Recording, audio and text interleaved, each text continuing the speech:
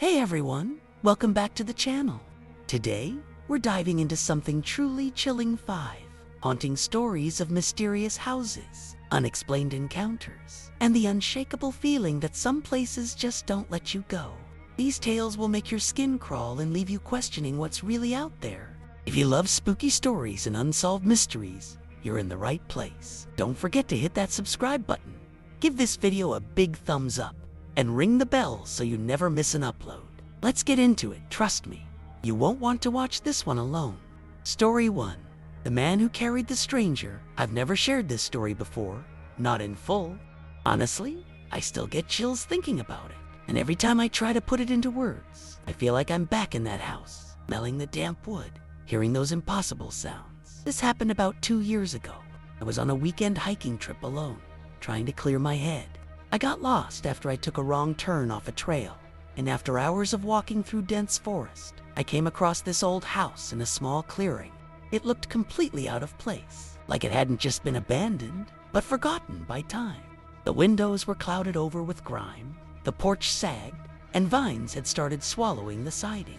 But it was shelter, and I was exhausted, so I stepped inside. That was the first mistake. The house was silent in a way that felt heavy. You know that feeling when silence doesn't feel peaceful, but charged like it's waiting for something? That's exactly what it was like. The air inside was colder than it should have been, even for an old structure. Dust hung in the air, and the floor creaked under every step. But I kept going room to room, just looking for a place to sit and figure out where the hell I was. And then, at the end of the hallway, I saw him. A man, slumped against the wall, barely conscious. He looked wrong. Not in a grotesque way, but like he didn't belong in this time or place. His clothes were old, tattered, but not dirty. His skin was pale, almost bluish, and he kept muttering something I couldn't quite hear. And the moment I laid eyes on him, I felt something hit me deep in the chest. Not fear, something heavier. At first I froze. I thought maybe he was hurt, maybe delirious from the cold. But something in me said this was more than that. I crouched beside him and asked if he was okay. But he didn't respond. His eyes flicked open just enough to meet mine. And in that moment, I swear I felt everything he was feeling. Pain, confusion, terror, but also this overwhelming sorrow that hit me so hard, I almost started crying without knowing why. I can't explain it, but I knew I had to help him. Not because it made sense, but because it felt like I was meant to. I grabbed him under the arms and tried to lift him, and he didn't resist. He was limp, like he had nothing left in him. That house, though it didn't want us to leave, every step I took with him in my arms, the house pushed back. I know how that sounds, but there's no better way to say it. The hallway that had been straight a second ago now seemed longer, darker. The light coming through the windows dimmed, like the sun itself was fading. The floorboards groaned louder, like they were straining under a weight that wasn't just ours. At one point, I swore I saw something move in the reflection of a cracked mirror on the wall, something tall, with limbs too long to be human, just standing there, watching us. But when I turned, there was nothing. Still, I kept walking. I couldn't let go of him. It wasn't just about getting out anymore. It felt like somehow I was carrying more than a man. Like I was carrying every reason not to give up. It got harder with every room we passed through. The weight of him didn't make sense. He didn't look like a big guy, but it felt like I was dragging a full-grown tree. My arms burned. My legs shook, but I couldn't stop, and the house seemed to know that. Doors that were open before were now shut. I tried one handle and it burned my hand like it had been held over a flame. There was this constant low hum in the walls, like the house itself was whispering, angry that I was taking him away. And all the while, the man in my arms would twitch, mutter something under his breath, or stiffen like he was hearing something I couldn't. At one point, the floor beneath us cracked so violently, I thought we'd fall straight through, but it held just barely. There was this one moment, right as I reached the staircase to the front door, where everything just stopped. No sound, no movement. Even the man I was carrying went completely still. It felt like the house was holding its breath, waiting. The stairs in front of me looked warped, like they were moving, but I stepped anyway. The second my foot hit that first step, a deafening bang came from upstairs, like something huge had been dropped. I didn't look up. I couldn't. I just held him tighter and kept going down. Every stair groaned and shifted under my feet, but I made it to the last one. Somehow, I could see the front door now, just a few feet away, but it felt like a mile. And then the lights, if you could even call that dim glow, lights started to flicker violently, like the house was panicking. As I moved toward the front door, the temperature dropped so fast I could see my breath. The man in my arms started shaking, like he was freezing from the inside out. I reached for the doorknob, but before I could touch it, every door in the house slammed shut at once. The sound echoed through the walls like a cannon blast. I flinched, instinctively pulling him closer, and then I heard footsteps, heavy, running straight toward us from behind. But when I turned around, the hallway was empty. Nothing. Still. I could feel something rushing at us, like a pressure in the air, like the house itself was about to collapse in on us. I didn't think. I just kicked the door with everything I had, and it flew open, like it had never been locked in the first place. The second we crossed the threshold, everything went silent. I mean dead silent. The kind that makes your ears ring because there's no sound at all. I turned around, and the house looked different. It wasn't falling apart anymore. The windows were clean. The vines were gone. The porch looked freshly painted. And worst of all, there was no sign that anyone had ever been inside. The man I carried, gone. Just gone. I looked down, and my arms were empty, but I still felt the weight. My shirt was soaked with sweat. My muscles were trembling, and I couldn't breathe right. I dropped to my knees right there in the clearing, gasping, trying to make sense of what had just happened. But even now, years later, I still feel like I'm catching my breath. I didn't tell anyone about it when I made it back to town. What could I even say? That I carried a man out of a haunted house, only for him to vanish into thin air. People would think I was dehydrated, sleep deprived, or worse. But the thing is, I wasn't confused. Not then. I remember every single detail. The creak of the floor, the feeling of his body against mine, the way the house seemed to breathe. For days afterward, my arms and shoulders ached like I'd carried something massive, and my hands were bruised. I still have a faint scar on my palm from where the doorknob burned me. Sometimes I'll be walking somewhere, totally normal day, and I'll suddenly feel like someone is leaning on me. That same weight, like he's still there, or like I never really put him down. I went back once, about 6 months later. I told myself it was just to prove it had all been in my head. I brought a friend, didn't tell him the real reason, just said I wanted to check out this abandoned house I stumbled on during a hike. But when we got to the spot, it wasn't there. Not just collapsed or overgrown. Gone, like nothing had ever been built there at all. Just trees and grass, not even a foundation. I even had the GPS coordinates from my last hike. Same spot, nothing. My friend laughed it off, but I felt sick, like I'd disturbed something I wasn't supposed to. And when we left, I could have sworn I heard that hum again, low and faint, like it was coming from the trees. I don't know what that house was, or who that man really was. I've read all kinds of theories online: ghosts, time slips, echoes of trauma, but none of them explain what I felt that day. This wasn't just some spooky encounter. It felt personal, like I was meant to carry him, like that moment had always been waiting for me, tucked away in some hidden fold of time, just out of reach until I stumbled into it. And I think that's what scares me the most, the randomness of it, that a house like that could exist somewhere in the woods, waiting for someone to find it. And when they do, it gives them exactly what they need to feel everything they've been running from: pain, fear, compassion, maybe even redemption. Sometimes I wonder if he was ever real, or if he was just some kind of reflection of something buried inside me. But then I remember the bruises, the smell of the wood, the cold, the way the house changed as I tried to leave with him. I know what I saw. I know what I carried. And I know that for a few hours, I wasn't just a guy trying to help someone. I was a vessel for something way bigger than myself, something ancient. And now, even all this time later, I still don't feel like I ever fully came back. My chest still tightens when I think about it. My hands still shake when I talk about it. And sometimes, when I'm alone in the woods, I catch myself listening, not for voices, but for footsteps, slow, heavy, just behind me. I started having dreams after that. Not nightmares exactly, just strange, vivid dreams where I'm back in that house, standing in the hallway. The man still slumped against the wall. Only this time, he's staring straight at me, like he's been waiting. Sometimes he speaks, but I can never hear what he's saying. His mouth moves, and the house creaks around us. And I wake up drenched in sweat, chest pounding like I've just run for miles. I've stopped going on hikes alone. I don't stray off marked trails. And sometimes I'll catch myself glancing over my shoulder, half expecting to see him there, just out of reach. It's like he left a part of himself with me, or maybe I left a part of myself with him. Either way, I don't think I'll ever get it back.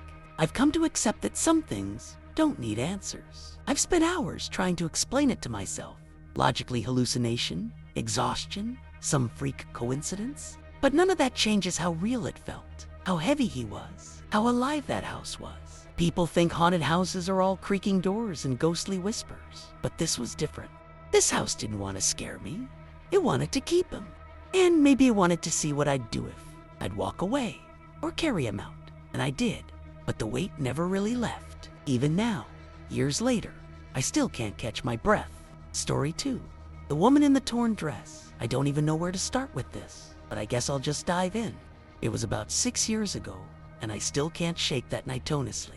It's like it's burned into me. I was running through the woods behind this old house I'd ended up at barefoot. My dress all torn up from getting caught on branches and whatever else was out there. The place was this creepy, run-down, think-peeling paint, busted windows, the kind of house you'd see in a nightmare. I didn't even care about my feet bleeding or the cold biting into me. I just had to get out. It started earlier that evening when I realized I wasn't safe there, not with him. The air in that house felt heavy, like it was pressing down on me, and every creak of the floorboards made my heart jump. I remember the smell musty, like old wood and something sour I couldn't place. By the time I bolted, it was dark, and the woods were all I had. I can still feel the twigs snapping under my feet, the way my chest burned from running so hard. Even now, thinking about it, my hands start shaking. That house wasn't just old, it was wrong. I'd ended up there trying to get away from a bad situation, but it turned into something way worse. The guy I was with, he'd seemed okay at first, but that night, something shifted. I don't want to get into all the details, but let's just say I saw a side of him that scared me to death. The house felt like it was alive, feeding off it somehow. The walls were this faded yellow, stained with years of neglect. And there was this one room with a cracked mirror that I swear reflected something moving behind me when I looked. I kept hearing these faint thumps, like someone dragging something heavy upstairs, but we were supposed to be alone. My dress was already ripped from earlier long story, but it got worse, tearing through the woods. I didn't stop to look back, not once. My lungs were screaming, and my feet were shredded, but stopping wasn't an option. Even now, I wonder if that house wanted me to stay, like it was part of the trap. The woods were pitch black, and I could barely see 2 feet in front of me, but I kept going. My dress was hanging off me in strips by then, soaked with sweat and streaked with mud from when I tripped over roots. Every snap of a branch behind me made me think he was right there, or maybe something worse from that house. The cold air stung my bare legs, and my feet were so torn up I could feel the warm blood sticking between my toes. I remember this one moment when I stopped for a second, just to breathe, and I looked back toward the house. It was this dark shape against the trees, and I swear I saw a light flicker in one of the busted windows like someone was watching. My stomach dropped, and I felt this wave of panic hit me all over again. That place wasn't normal. It was like it had its own pulse. I turned and ran faster, even though my body was screaming at me to stop. All I could think was I had to get away, no matter what.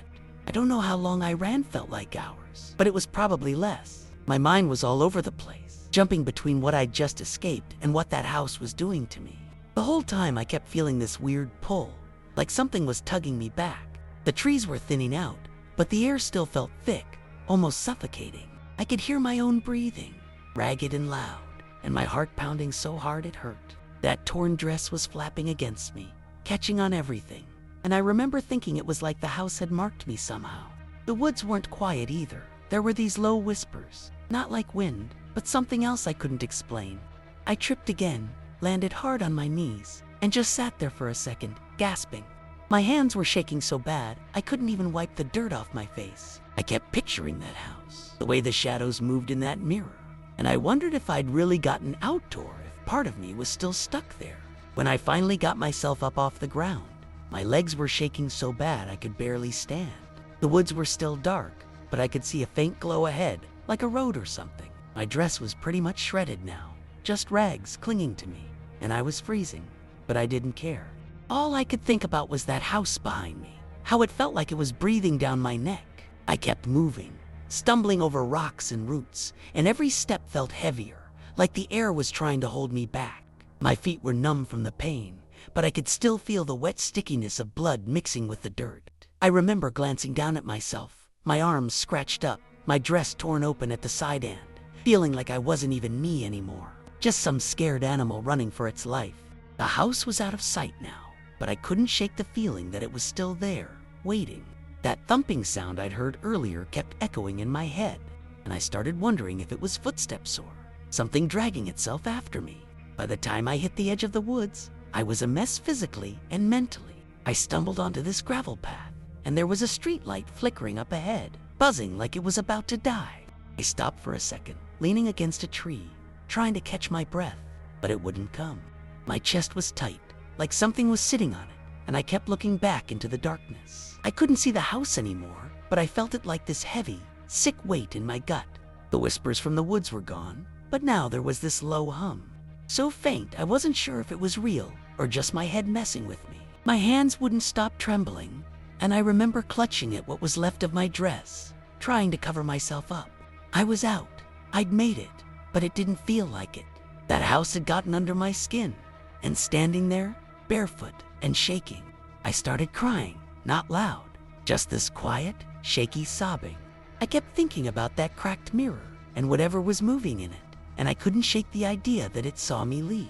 I don't know how long I stood there under that flickering streetlight, just trying to pull myself together. My breath was still coming in short gasps, and every time I closed my eyes, I saw that house, the peeling walls, the dark stains, the way the shadows seemed to stretch too far. My dress was basically useless by then, hanging off one shoulder, and I could feel the cold air cutting through me like a knife. I started walking down the gravel path, barefoot and limping, and every crunch under my feet made me flinch. I kept looking over my shoulder, half expecting to see that guy or something else coming after me. The hum I'd heard was still there, faint but steady, and it made my skin crawl. I remember thinking that house wasn't done with me, that maybe it had sent something out into the night. My heart wouldn't slow down, and my hands were clenched so tight, my nails dug into my palms. I just wanted to be somewhere safe, but I didn't even know where that was anymore. When I finally saw headlights in the distance, I didn't know whether to hide or run toward them. I was a wreck covered in dirt, blood on my feet, my dress torn to pieces, and I probably looked like I'd crawled out of a grave. This old pickup truck slowed down, and the driver, some middle-aged guy, rolled down his window and asked if I was okay. I couldn't even talk at first. My throat was so dry it hurt. I just nodded, mumbled something about needing a ride, and climbed in. The whole time, I kept my eyes on the side mirror, watching the road behind us shrink. That house was long gone, but I couldn't stop feeling it like it was still reaching for me. The guy didn't ask too many questions, thank God, because I didn't have answers. Sitting there, wrapped in this scratchy blanket he gave me, I started shaking again, not from the cold, but from everything hitting me at once. I kept hearing that thumping in my head, picturing something pacing around in that empty upstairs, and I wondered if it was still there, waiting for someone else. The ride in that truck felt like it took forever, even though it was probably just a few miles. I kept my face pressed against the window, staring out at the dark, trying to focus on the hum of the engine instead of the mess in my head. My dress was bunched up around me, still damp with sweat and mud, and I could feel the cuts on my feet throbbing now that the adrenaline was wearing off. The guy dropped me off at a gas station, and I just sat there on a bench outside, watching cars come and go.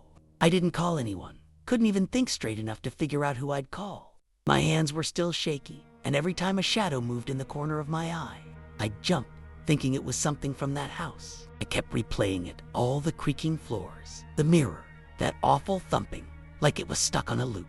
I was out, yeah, but it didn't feel over.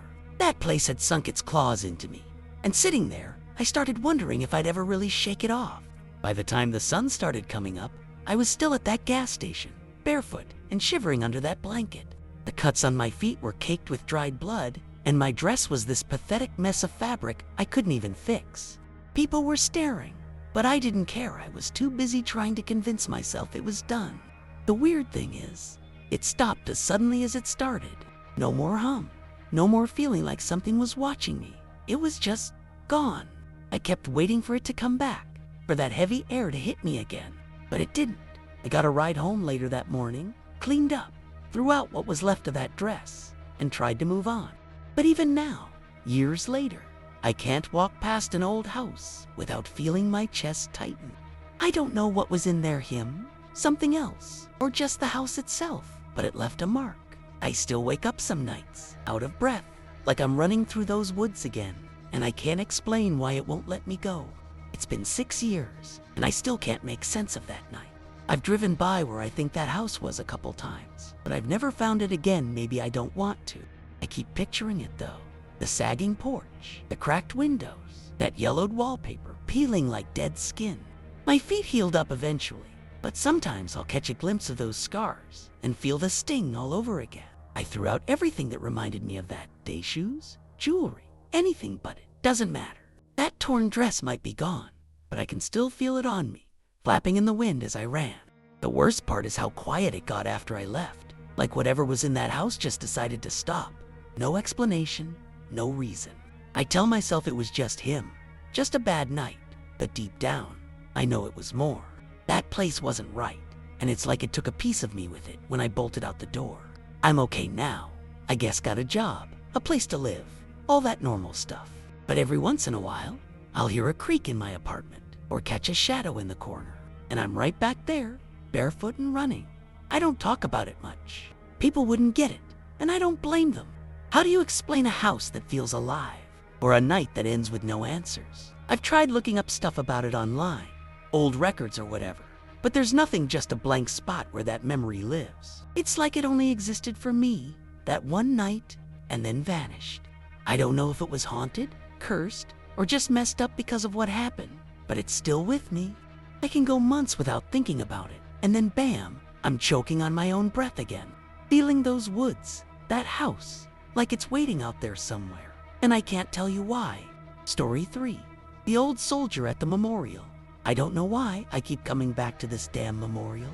It's been years, decades, even since the war ended, but every time I stand here, staring at those names carved into the stone, it's like I'm right back there. The air feels heavy today, thicker than usual, and my hands are shaking as I grip this old, creased photo of me and the boys from the platoon. I can still smell the mud, the gunpowder, hear the screams cutting through the air like they did that day in '44. My chest tightens up, and I can't tell if it's my heart acting up or just the weight of it all crashing down again. I'm 87 now, but my body doesn't care. It reacts like I'm still 20, ducking bullets in some godforsaken field. The memorial's quiet, just me and the wind rustling the trees. But inside my head, it's loud as hell. I look at Jimmy's name etched there 3rd row down, and I swear I can feel him standing next to me, laughing like he used to before everything went wrong. I don't deserve to be here, breathing, when they're all gone. Survivor's guilt, the shrink called it once. Feels more like a life sentence. The photo's edges are worn, almost falling apart from how much I've held it over the years. It's me, Jimmy, Paul, and Eddie grinning, like idiots after we took that hill in France. We thought we were invincible back then, you know? But that day keeps playing in my head, over and over, like a busted record I can't turn off. We were pinned down, shells exploding so close the ground shook under us, and I can still feel the dirt in my mouth from when I hit the deck. Jimmy was yelling something. I couldn't hear him over the noise, but then he was gone, just a red mess where he'd been standing. I froze, couldn't move, couldn't even scream. Paul dragged me behind a rock, saved my ass, but he didn't make it either. Lost him an hour later to a sniper. I keep asking myself why it wasn't me instead.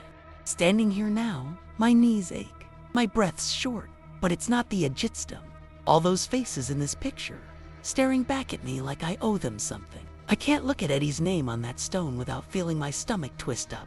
He was the youngest of us, barely 19, always talking about his girl back home and how he'd marry her when we got out. That day, after Jimmy and Paul were gone, it was just me and him, huddled in some ditch, waiting for the shelling to stop. The air was thick with smoke, and I remember his hands shaking as he tried to light a cigarette. Funny how little stuff like that sticks with you. Then this deafening boom hit, and I felt something wet splatter across my face. I wiped it off, thinking it was mud, but it was Eddie's blood. He didn't even scream, just slumped over, and I sat there, staring at him, too numb to move. I should have pulled him down lower, should have done something, but I didn't. Now, standing here with this photo, I can still see his face, pale and still, like he's judging me from wherever he is. My throat gets tight, and I have to lean on my cane just to stay upright. The memorial's got this cold, gray look today, all sharp edges and shadows, like it's mad at me too. I run my fingers over the names, feeling the letters under my skin, and it's like they're talking to me, Jimmy, Paul, Eddie, all of them. I keep thinking about how I got out of that hellhole alive when they didn't. The medics found me later, half buried in that ditch, muttering nonsense, and they dragged me to a field hospital. I woke up screaming, thinking I was still there, and sometimes I still do. My wife used to say I'd yell their names in my sleep, thrashing around like I was fighting the war all over again. She's gone now too, and it's just me in this damn place. I clutch the photo tighter, and it crinkles in my hand. I'm scared to let it go, like if I do, I'll lose them for good. My breath's coming in short gasps now, and I don't know if it's the guilt or the cold air, but it hurts like hell either way. I don't belong here, not with them under the ground and me still standing. I keep staring at the photo, and it's like their eyes are burning into me. Jimmy's got that cocky grin. Paul's squinting like he always did when the sun was too bright, and Eddie's just there, young and clueless. I remember how quiet it got after the last shell hit, like the world held its breath for a second before everything went to shit. I crawled out of that ditch alone, my ears ringing, my hands caked with blood that wasn't mine. The battlefield was a mess of smoke and bodies, and I just stumbled through it, looking for someone, anyone, from my squad. But they were all gone, and I was the only one left standing, like some cruel joke. Now, here at the memorial, my legs feel weak, and I'm gripping my cane so hard my knuckles are white. I can still hear the crack of rifles in my head, even though it's just the wind rattling the flags behind me. I want to tell them I'm sorry, but the words stick in my throat, and all I can do is wheeze like an old man who's got no business being alive. Sometimes I wonder if I'm still stuck back there, you know? Like maybe I never really left that field, and these years is just my mind playing tricks. Standing here, I can feel the sweat on my palms, same as I did when I was holding my rifle, waiting for the next wave. My heart's pounding now, too fast for a guy my age, and I have to sit down on the bench nearby just to catch my breath. The photo's still in my hand, and I trace their faces with my thumb, like maybe that'll bring them back for a second. I keep thinking about how we promised we'd all make it home, stupid. Kid stuff we said to keep going. I broke that promise, even though it wasn't my fault. The memorial looms over me, all cold and silent, and it's like it knows I don't belong here, alive when they're not. My chest hurts so bad I can barely breathe, and I'm not sure if it's the grief or my body finally giving out. Either way, it feels like they're watching me, waiting for something I can't give them. I never thought I'd end up in a place like this old house on Maple Street. It was last summer, and I'd been dared by some buddies to check it out after they heard it was abandoned and creepy as hell. The moment I stepped onto the sagging porch, I felt this weird chill, even though it was a warm July day.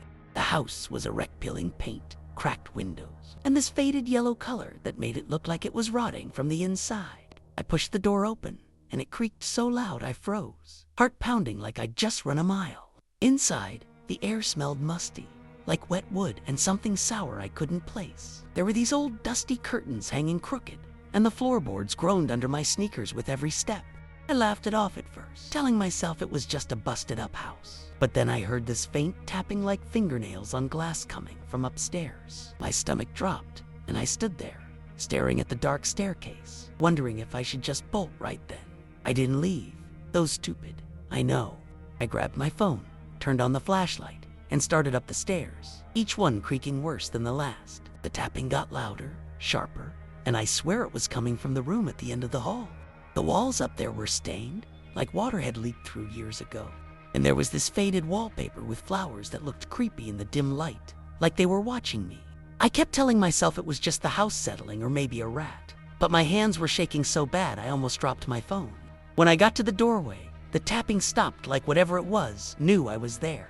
I peeked inside, and it was just an empty bedroom. Nothing but a cracked mirror and an old mattress shoved in the corner. But the air felt wrong, heavy, like something was pressing down on me. My chest tightened, and I couldn't shake the feeling that I wasn't alone. Then, out of nowhere, the mirror reflected something moving behind me, Jess. A shadow, quick and blurry, and I spun around, but there was nothing there. My heart was hammering so hard I could hear it in my ears. I stood there in that empty bedroom, my flashlight shaking in my hand, trying to convince myself I'd imagined that shadow in the mirror. But the room felt colder now, like someone had opened a window, even though they were all boarded up. I took a step back, and the floor creaked so loud it echoed, making me jump. My breath was coming out in little puffs, like it was winter inside, and I could feel this prickling on the back of my neck like someone was staring at me from behind. I turned around slow, sweeping the light across the walls, and that's when I saw it. A handprint smudged into the dust on the mirror. It wasn't there a second ago I'd have noticed something that clear. My mouth went dry, and I just stared at it. This perfect outline of a hand, way smaller than mine, like a kid's. I reached out to touch it, but my gut screamed at me to stop, and I yanked my hand back. The tapping started again, faint but steady, coming from the closet this time. I wanted to run, but my legs felt like they were stuck in mud. I don't know what made me do it. Maybe I was too freaked out to think straight, but I walked over to that closet door. It was one of those sliding ones, half off its track, and the wood was all splintered like something had clawed at it. The tapping was louder now, rhythmic, like someone was impatient, waiting for me to open it. I grabbed the handle, and it was ice cold, so cold it stung my fingers. I slid it open an inch, and this wave of stale air hit me, smelling like damp clothes and something rotten. My flashlight caught a glimpse of something inside, just a quick flash of white, like fabric moving, and I stumbled back, tripping over my own feet. I hit the floor hard, and my phone skidded across the room, the light spinning wild. For a second, everything was quiet, and I thought maybe I'd scared myself over nothing. But then I heard this low, raspy sound like someone breathing, slow and rough, coming from right where my phone landed. I froze, flat on my back, staring into the dark, too terrified to move. My heart was pounding so loud I thought it'd burst. I just lay there on that dirty floor, my eyes locked on where my phone had landed, the flashlight beam pointing up at the ceiling now. That raspy breathing was still going, steady and close, like whatever it was didn't care that I could hear it. I wanted to grab my phone and run, but my whole body felt locked up, like something was holding me down without even touching me. The air in the room got thicker, heavier, and I swear I could smell something sharp, like old metal or blood mixing with that rotten stink from the closet. I finally forced myself to move, inching my hand toward the phone. But then the mattress in the corner shifted just a little, like someone had sat up on it. I whipped my head around, and in the faint light, I saw the outline of something on it, this vague shape that wasn't there before. My throat closed up, and I couldn't even scream. Just this choked little gasp came out. I scrambled back against the wall, my sneakers slipping on the dusty floor, and the breathing got louder, like it was right in my face now. I pressed myself into that stained wall, my hands flat against it, feeling the cold seep through my shirt. The shape on the mattress didn't move again, but I couldn't stop staring at it, waiting for it to do something. My phone was still out of reach, and the flashlight beam was flickering now, like the battery was dying, even though it had been full when I got here. That's when I heard the floorboards creak not under me, but from the hallway, slow and deliberate, like footsteps coming closer. My chest was so tight I could barely breathe, and I kept thinking, this isn't real, this isn't real, but it felt too damn real. The tapping from the closet started up again, faster this time, like it was mad I hadn't looked back in there. I glanced at the mirror, and that handprint was gone like it had never been there, but now there were streaks in the dust, like something had wiped it away.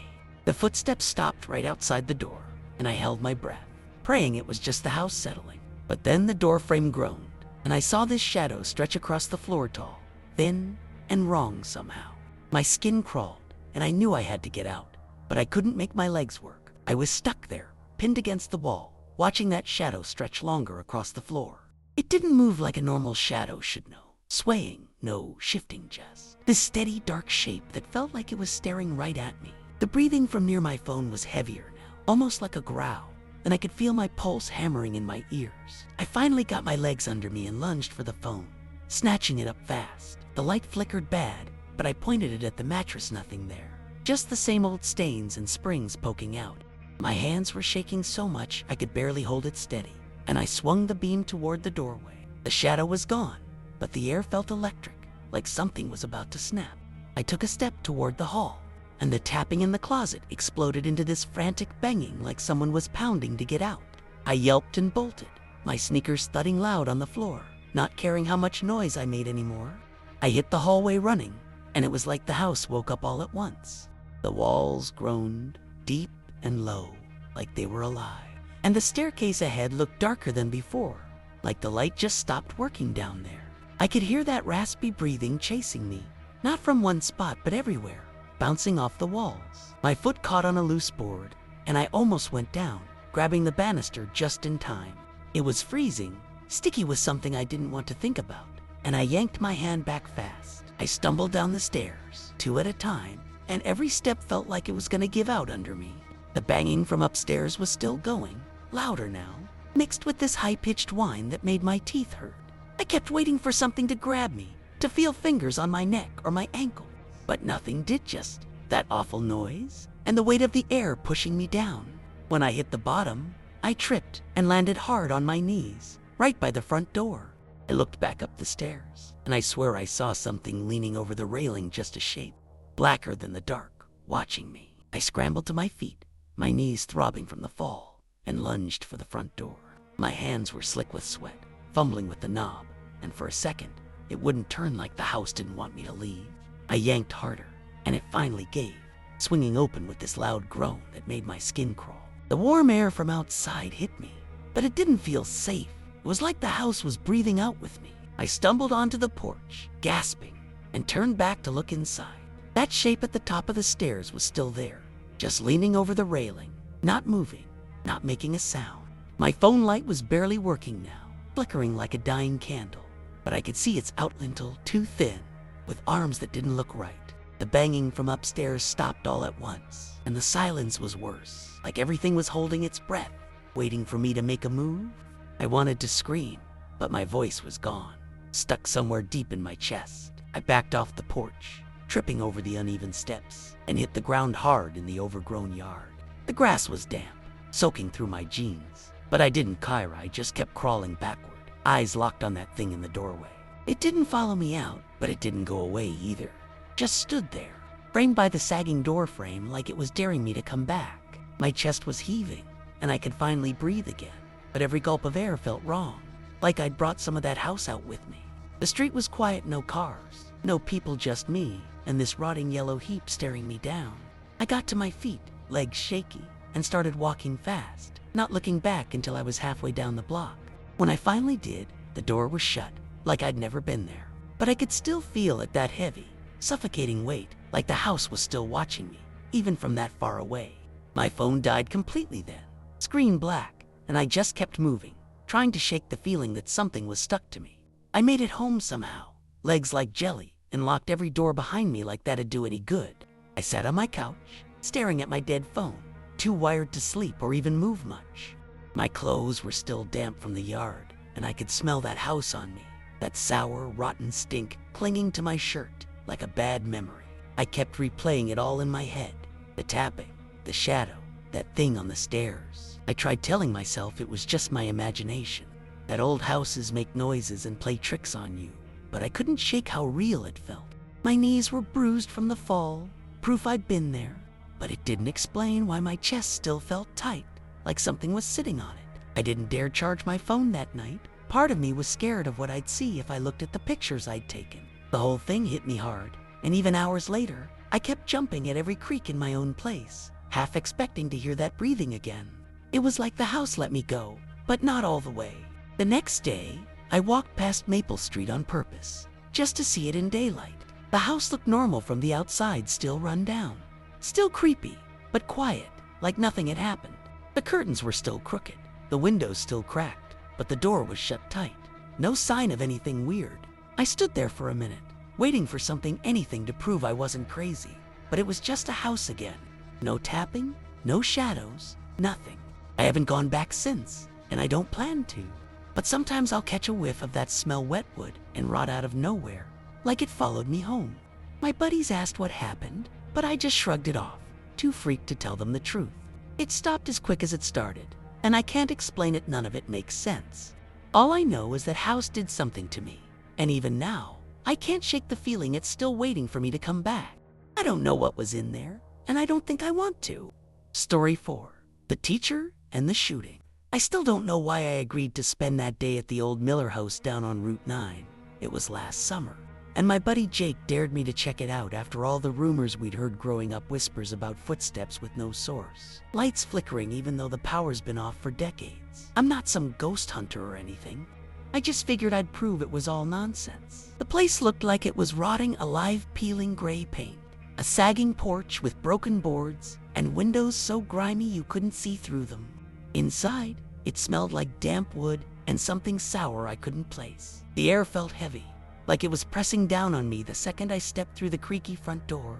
I laughed it off at first, snapping pics on my phone to show Jake later. But then I noticed the dust on the floor, thick and untouched, except for these weird little swirls, like something had dragged itself through. I told myself it was just the wind, even though every window was shut tight. My stomach started to twist, but I brushed it off and kept going. It didn't take long for things to feel off. I was in the living room, this big open space with a fireplace that looked like it hadn't been lit in a century, when I heard a faint tapping, like fingernails on glass. I froze, straining to figure out where it was coming from. The sound was sharp, deliberate, and it was definitely inside the house. I checked the windows, nothing, just dirt and cobwebs. Then it stopped, and I let out a shaky breath, telling myself I was imagining things. But as I turned back, I saw it, a single handprint on the mantel, smudged into the dust, way too small to be mine. My heart started pounding, and I wiped my hands on my jeans, trying to convince myself it had been there all along. I took a step closer, and the tapping started again, louder this time, coming from upstairs. I should have left right then, but my dumbass thought maybe it was an animal or something explainable. I grabbed my flashlight and headed for the stairs, my legs feeling like lead with every step. The stairs creaked so loud under my feet I thought they'd collapse, and every step echoed through the empty house like a gunshot. The air got colder as I climbed, and I could see my breath fogging up in the beam of my flashlight. Upstairs was just a long hallway, doors on both sides, all shut except one at the far end that was cracked open a little.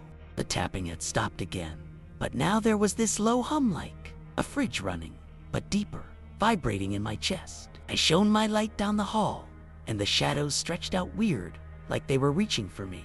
I told myself it was just my nerves, but my hands were shaking so bad I almost dropped the flashlight. That open door was pulling me in, like it wanted me to see something. I took a few steps, and the floorboards groaned under me, louder than they should have. Then I heard a thud, like something heavy hitting the ground coming from behind that door. My throat went dry, but I kept going, too stubborn to turn back now. When I got to the door, I pushed it open with my foot, keeping my distance like that'd somehow keep me safe. The room was small, maybe a kid's bedroom once, with faded wallpaper peeling off in strips, and a busted rocking chair in the corner. My light caught something on the floor, a little toy truck, rusted and dented, lying on its side like it had just been dropped. I swear it hadn't been there when I first looked in. That hum was louder now, buzzing in my skull, and I felt this prickling on the back of my neck, like someone was staring at me. I turned around fast, shining the light behind me, nothing but the empty hallway. But when I turned back, the rocking chair was moving, just a little, back and forth, creaking slow and steady. No wind, no draft, nothing to explain it.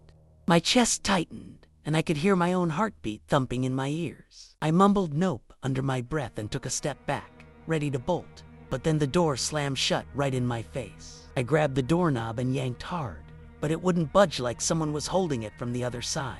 My flashlight flickered for a second, and I smacked it against my palm, cursing under my breath as the light steadied. The room felt smaller now, like the walls were creeping in, and that rocking chair was still going, creaking louder, faster. I banged on the door, yelling, "Hey, let me out," even though I knew damn well no one was there, at least, no one alive. The hum turned into this awful scratching sound, like nails dragging across wood, and it was coming from everywhere above me, below me, all around. I spun around, shining the light on the walls, and that's when I saw it. Long, jagged scratches carved into the wallpaper, fresh and deep, like they'd just been made. My legs felt weak, and I stumbled back, tripping over that stupid toy truck. I hit the floor hard, and the air got knocked out of me. For a second, I just lay there, staring at the ceiling, trying to breathe. And that's when I noticed the dark stain up there, spreading slow like wet ink. I scrambled to my feet, my hands sweaty and slipping on the floorboards. The stain was growing, dripping now thick, black drops hitting the ground right where I'd been lying. I didn't even want to know what it was. I just knew I had to get out. The scratching stopped, and it got dead quiet, too quiet, like the house was holding its breath. I turned back to the door and tried the knob again, and this time it clicked open easy, like nothing had ever been wrong. I stumbled into the hallway, my chest heaving, and slammed the door shut behind me. The air out there was still cold, but it didn't feel as suffocating. I leaned against the wall, trying to calm down, telling myself it was over, that I'd imagined half of it.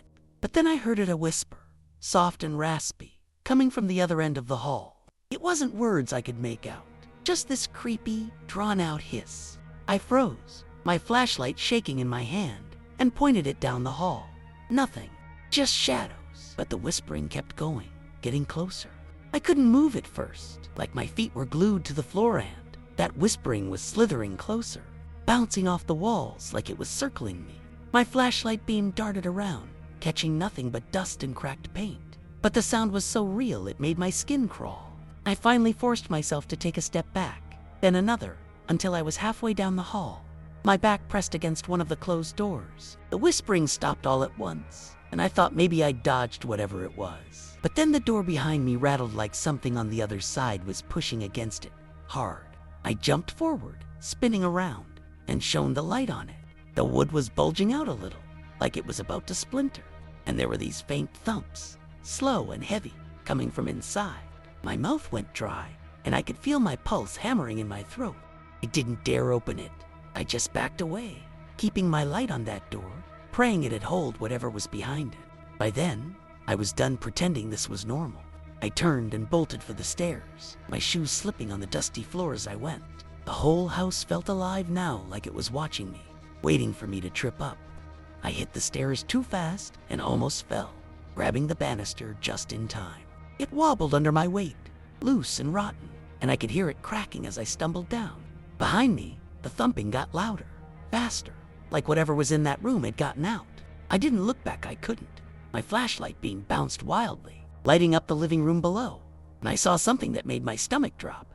The front door, the one I'd left cracked open when I came in, was shut tight now. I reached the bottom and ran for it anyway, slamming my shoulder against it, twisting the knob. It wouldn't move. I pounded on it, yelling, "Come on! Come on!" as the thumping echoed down the stairs, closer every second. I was slamming my whole body against that door, my shoulder aching, when I heard it a long, slow creak from the stairs behind me. It wasn't just the house settling. It was too deliberate, like something heavy was stepping down, one board at a time. My flashlight was shaking so bad the beam was useless, but I swung it around anyway, and I swear I saw something move at the edge of the light just a flicker, too fast to make out. My breath was coming in short gasps, and I could feel this cold sweat soaking through my shirt. The thumping had stopped, but that creaking kept going, getting closer, and I could hear this faint dragging sound now, like fabric brushing the floor. I turned back to the door and kicked it hard, desperate, and the wood groaned but didn't give. That's when I felt a rush of cold air right on the back of my neck, like someone was standing there, breathing on me. I whipped around, swinging my fist at nothing, and stumbled back against the door, my heart about to explode. The living room was pitch black now, even with my flashlight on, like the dark was swallowing the light. The creaking stopped, and for a second, it was just me in that awful silence again. I held my breath, straining to hear anything, and then it came a low, guttural growl, so deep it rattled my bones. It wasn't human, no way. It came from everywhere and nowhere, vibrating through the walls, the floor, my skull. I pressed myself flat against the door, my hands clawing at it, and that's when I saw them. Eyes, two glowing specks, faint and yellow, staring at me from the corner by the fireplace. They didn't blink, didn't move, just watched. My flashlight dropped from my hand, rolling across the floor, and the beam lit up the room just enough to show something hunched there, shadowy and wrong. I screamed. I think I don't even know. All I could think was I had to get out, or I was dead. I turned and threw myself at the door one last time, and this time it flew open, dumping me onto the porch. I hit the porch hard, scraping my hands on the splintered wood, and scrambled to my feet, running for my car without looking back. The night outside was warm and still, crickets chirping like nothing had happened, but my whole body was shaking like I'd just crawled out of a freezer. I fumbled with my keys, dropped them once, and finally got the door open, jumping inside and locking it. I sat there, gripping the steering wheel, gasping for air, waiting for something to come crashing through the window, but nothing did. I glanced up at the house, half expecting those eyes to be staring out at me, but it was just dark and quiet, same as when I'd arrived. The front door was still open, swaying a little in the breeze, like it was mocking me. I started the engine and peeled out, tires kicking up gravel, and didn't stop until I was miles away. My flashlight was still in there, probably lying on that living room floor. But no way in hell was I going back for it. It's been months since that day, and I still can't figure out what happened. I've driven past the Miller house a couple times, since never stopping, just slowing down, and it always looks normal, run down and empty, like it's been waiting for someone else dumb enough to walk in. I don't hear whispers or growls anymore. Don't see those eyes in my nightmares as much. But every time I close my eyes too long, I feel that cold breath on my neck again. I told Jake about it, and he laughed, said I'd probably just freaked myself out over nothing. Maybe he's right, but I know what I felt and there what I saw. It stopped as suddenly as it started. No big finale, no explanation. Just me running like a coward. I haven't told anyone else. Not until now. Dumping this on you guys in this forum.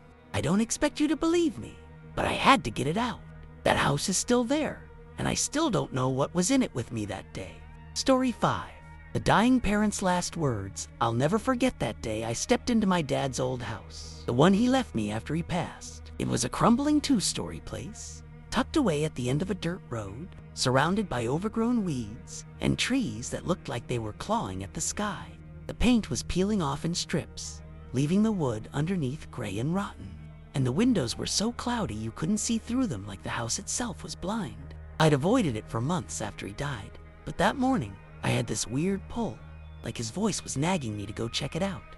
He'd been sick for years, and his last words to me in the hospital were, "Don't let the house take you to poop." I thought he was just rambling, out of it from the meds, but standing there on the sagging porch, key shaking in my hand, I felt this cold twist in my gut. The air smelled like damp earth and something sour I couldn't place. I should have turned back right then, but I didn't. I unlocked the door, and the creak it made sounded like a groan, like the house was waking up. The inside was worse than I expected. Dust, so thick it coated my boots, cobwebs hanging like curtains, and this stale, heavy air that made every breath feel like I was swallowing something old. The living room had this big, chipped fireplace, blackened from years of use, and above it hung a faded picture of Dad from when he was younger, staring straight ahead with this empty look. I could still hear his voice in my head, those last words echoing, and it made my chest ache like grief and fear were fighting inside me. I hadn't been there 10 minutes when I noticed the first weird thing, a faint tapping, like fingernails on wood, coming from upstairs. I froze, listening, telling myself it was just the house settling, or maybe a mouse, but it kept going, steady and slow, tap, tap, tap, like someone was trying to get my attention. My heart started pounding, and I felt this pull like whatever it was wanted me to follow it. I grabbed a rusty poker from the fireplace, just in case, and headed toward the stairs, my legs shaking so bad I thought I'd trip.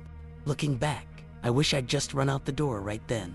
The stairs were narrow and steep, each step creaking louder than the last, like the house was complaining about me being there. The tapping got sharper as I climbed, echoing down the dark hallway at the top, where the light barely reached.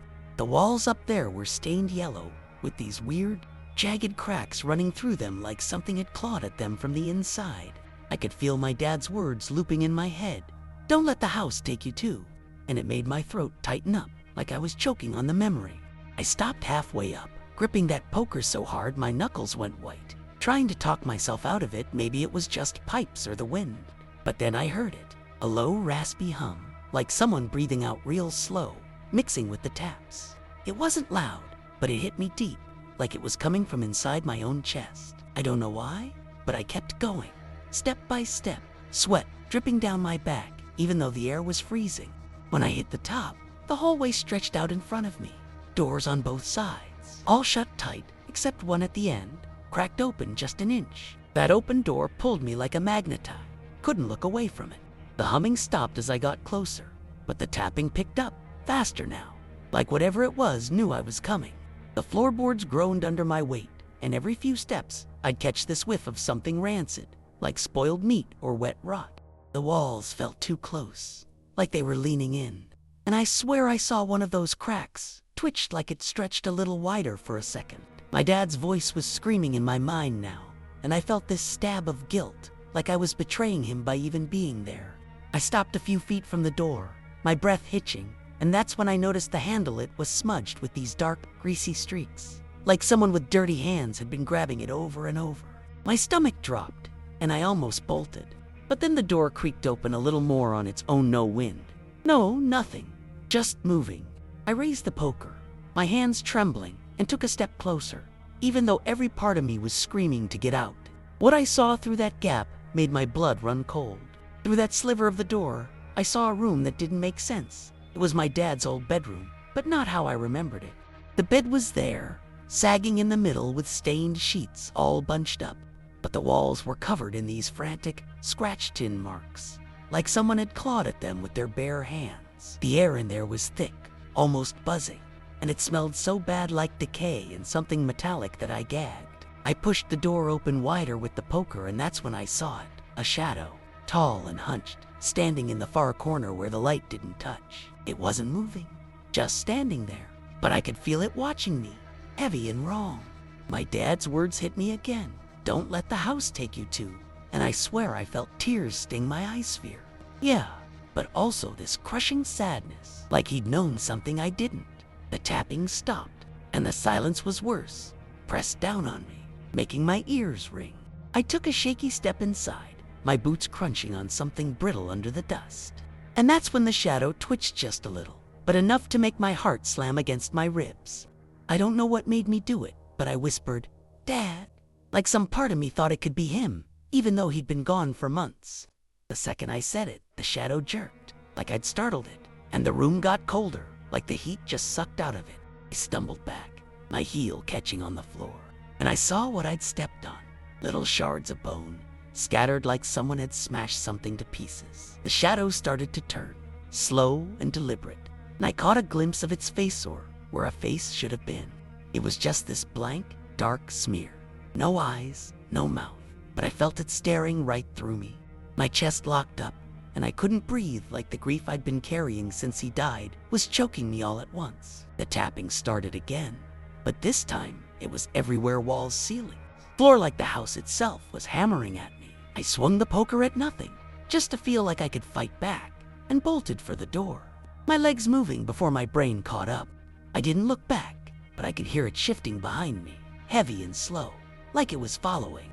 I stumbled down that hallway, the tapping chasing me like a swarm of invisible hands banging on every surface. The air felt alive, thick and buzzing, like it was pressing against my skin, trying to slow me down. I could still smell that rotten stench, stronger now, clinging to the back of my throat, and it made my eyes water, or maybe that was the panic. I don't know. The walls seemed to pulse, those cracks splitting wider as I passed, and I swear I heard a low groan, not from me, but from the house itself, like it was pissed I was trying to leave. My dad's voice was stuck in my head. Don't let the house take you too. And it hit me hard. Maybe he wasn't warning me to stay away, but telling me he'd already lost to it. My foot caught on a loose board, and I almost went down, the poker slipping in my sweaty grip. I grabbed the railing, my lungs burning, and risked a glance back. The shadow was there, at the end of the hall, just standing, its blank face tilted like it was listening. I couldn't scream, couldn't even think, just kept moving, half falling down those damn stairs. When I hit the bottom, my knee slammed into the floor, and the pain shot through me. But I didn't stop. The living room felt different, now darker, like the light from the windows had died out, even though it was still midday outside. The fireplace loomed bigger, the picture of Dad above it staring down at me, and I could have sworn his eyes looked wet, like he was crying. The tapping turned into a pounding boom, boom, boom, like something massive was stomping upstairs, shaking the whole house. Dust rained down from the ceiling, and I coughed, scrambling to my feet, my hands shaking so bad I dropped the poker. I lunged for the front door, but the knob wouldn't turn. It was stuck or locked. Or maybe the house just wouldn't let me go. I yanked at it, my nails digging into the wood, and that's when I felt it, a cold, heavy pressure on my shoulder, like a hand resting there. My dad's voice whispered in my ear, clear as day, "You shouldn't have come." I froze, my blood turning to ice, because it wasn't just in my head. I heard it out loud, raspy and broken, right behind me. I whipped around when I heard his voice, but there was nothing there, just the empty living room, the fireplace, and that damn picture of Dad glaring down at me. The pressure on my shoulder didn't let up, though it got heavier, like fingers digging in, and I could feel this icy chill spreading down my arm. The pounding upstairs stopped, but now there was this creaking, like something was dragging itself across the floor above me, slow and deliberate. My heart was hammering so hard, I thought it'd burst, and my legs felt like jelly, but I couldn't move like whatever had me wasn't done yet. I kept hearing his words, "You shouldn't have come," over and over, and it broke started sobbing right there. Snot and tears mixing with the dust on my face. The house groaned again, louder, and I saw the walls shift just a little, but enough to make me doubt my own eyes. I clawed at the door again, desperate, and it finally gave, swinging open so fast I almost fell out onto the porch. That cold grip let go, but I could still feel it, like a bruise that wouldn't fade. I staggered outside, gulping air like I'd been drowning, and collapsed onto the dead grass, my hands shaking so bad I couldn't even wipe my face. The house just sat there, silent now, those blind windows staring at me like it was waiting for me to come back. I could still hear the echo of Dad's voice, that raspy whisper, and it twisted something deep inside. Me grief, fear, love, all tangled up. I sat there for I don't know how long, watching the place, half expecting that shadow to come lurching out after me. But nothing moved, no tapping, no pounding, no nothing. It was like the house had gotten what it wanted and just stopped. I dragged myself to my car, my knee throbbing, my chest aching, and drove off, not looking back. Even now, months later, I can't shake at every creak in my apartment, every cold draft. It all takes me right back to that day. I don't know what was in there, if it was Dad or something else, but I'll never step foot in that place again. I still don't get what happened in that house, and I don't think I ever will. It's been months, but I can't shake the feeling that it's not done with me, like I left something behind in there, or maybe it took something from me. Every time I close my eyes, I see those scratched up walls, that blank-faced shadow, and Dad's picture staring at me like he was trapped too. His last words, "Don't let the house take you to," keep replaying, and I wonder if he knew what was waiting there, if he'd fought it himself and lost. I sold the place without even going back to clean it out. Some guy from out of town bought it cheap, and I didn't ask questions. But sometimes I'll be doing nothing, cooking dinner or watching TV, and that cold grip hits my shoulder again, out of nowhere, and I'll freeze, waiting for his voice. It never comes, but the fear does, every damn time. That house was alive, I swear it, and it wanted me to know it. The weirdest part, I checked the records after I sold it, just out of curiosity, and found out Dad had inherited it from his own dad, who died there too. Same room, same bed. No one ever told me that growing up, and now I can't stop wondering how far back it goes. Whatever was in there, it didn't follow me out, thank God, but it didn't need to. I carry it with me anyway. The tapping, the shadow, that voice, it all stopped the second I got out, like a switch flipped off. No buildup, no fade, just gone. I've tried telling a few friends, but they look at me like I'm nuts, so I stopped. I don't know if it was Dad, or something pretending to be him, or just the house itself. But it's over, and I'm still here. I just wish I could forget it, you know? That day's burned into me, and I don't think I'll ever shake it loose.